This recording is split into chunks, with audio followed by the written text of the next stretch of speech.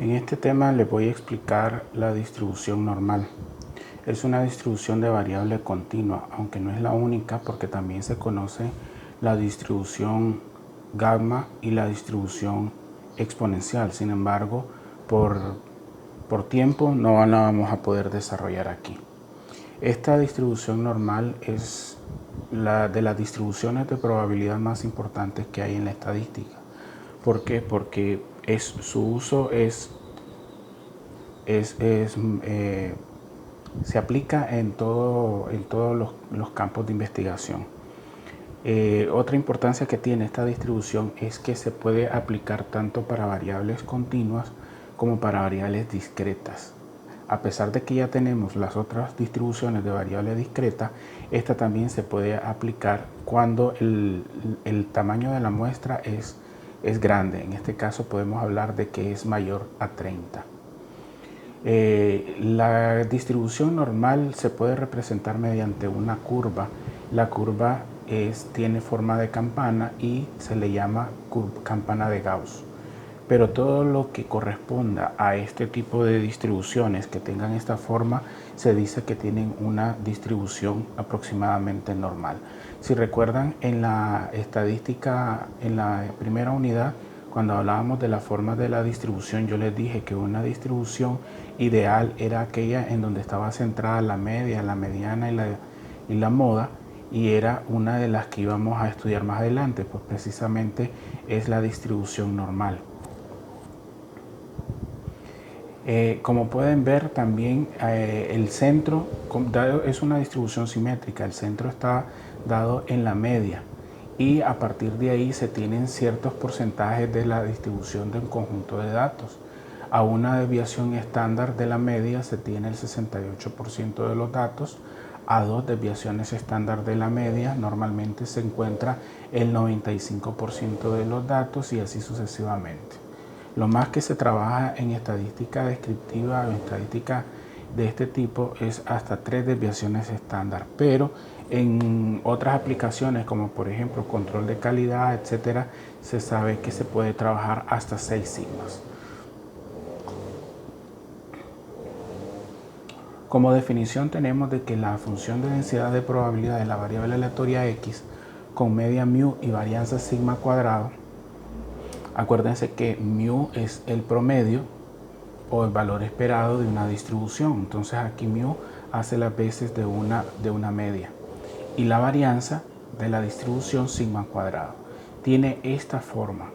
Esta sería la función de densidad de probabilidad para x desde menos infinito hasta más infinito. Esto implica que para cualquier valor de x en el conjunto de los números reales. Por eso les decía la importancia que tiene la distribución. Fíjense bien en la forma, en la estructura que tiene la función de densidad de probabilidad. Toma en cuenta el valor de sigma, que ya es la raíz cuadrada de la varianza, o sea, la desviación estándar, por la raíz de 2pi. Esto es constante. Luego tenemos Euler, el exponencial, y esta es el exponente de la función Euler. ¿Ya? Y aquí toma en cuenta nuevamente el valor de la variable menos la media sobre la desviación estándar. Todo eso lo vamos a aplicar cuando querramos calcular el área bajo la curva normal. ¿Qué significa eso? Simplemente significa que vamos a calcular probabilidades. El área bajo la curva de la curva normal, que está limitada entre dos valores, no es más que una integral. Si estamos hablando de una variable continua, estamos hablando de una función de densidad de probabilidad, efectivamente aquí tiene que haber una integral. Una integral desde x1 hasta x2 de la función de densidad de probabilidad. Y aquí tenemos un pequeño ejemplo que me encontré de esa situación. Aquí nos preguntan qué porcentaje de esa población mide entre 165 y 190 centímetros. Pues precisamente es calcular la integral entre esos dos valores, de 165 a 190 centímetros. La función de densidad de probabilidad, aquí tenemos que x menos mu significa que el promedio es 170 y que la desviación estándar son 12 centímetros. Y aquí estamos hablando los mismos 12 centímetros que están aquí. La integral de eso que se puede resolver, y ahí tendrían ustedes que tratar de recordar todas esas técnicas de integración, 0.6137. ¿Qué pasa cuando se tienen dos distribuciones de probabilidad, pero estas son distintas? Por ejemplo, allá era una sola muestra, una sola gráfica, pero puede ser de que pida, por decir algo, la altura de los varones y la altura de las mujeres. Se puede pedir dos variables, una sola probabilidad teniendo en cuenta dos muestras distintas. Entonces, para esa situación hay que trabajar con una variable aleatoria normal estándar. La solución para calcular esa probabilidad es posible transformando todas las observaciones de cualquier variable aleatoria normal X en un conjunto de observaciones de una variable aleatoria normal Z con media 0 y varianza 1.